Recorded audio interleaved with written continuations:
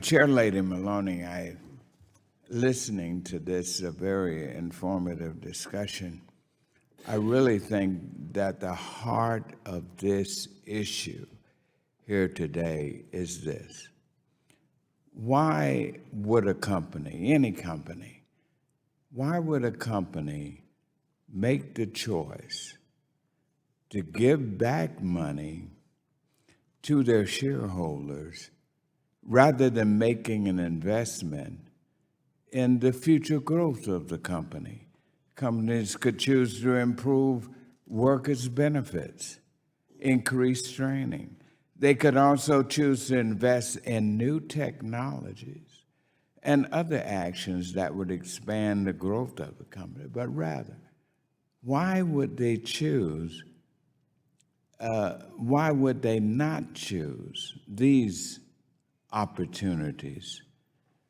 Why do they find them less attractive than returning money to shareholders through a buyout?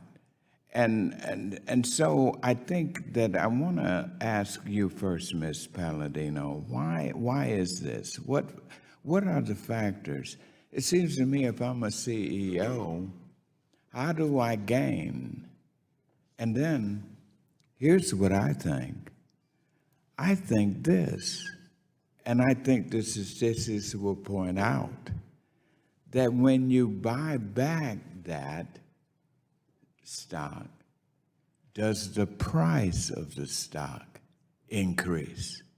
That is the bottom line.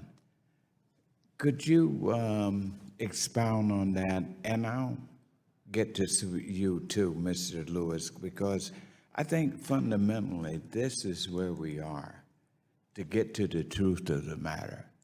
Because if I'm a CEO and I got to make a choice, I think we need to be honest with this situation. It's clear that CEO is the CEO to make more money and profits. I think that's why they buy back the stock. But correct me if I'm wrong, Ms. Palladino. No, thank you. That's an excellent point, and I appreciate the question. I think that we see really two reasons why executives are engaged in the volume of stock buybacks that we see today. One is the issue that both myself and Professor Fried spoke about, which is the personal incentive that corporate executives have to increase their own compensation because they don't have to disclose that they've conducted stock buybacks until about 10 or 11 weeks after the close of the quarter. Mm-hmm. I think at a deeper level, though, we're talking about an imbalance of power in our economy, where we have activist investors, we have large pools of capital that are putting tremendous pressure on boards and CEOs to return capital as quickly as possible to shareholders without considering the effect that has on the workforce. And Mr. Lewis, I want to give you a point. Do you have a counter to what she's saying, or do you agree with her? So I actually don't agree with her. My view is fairly simple.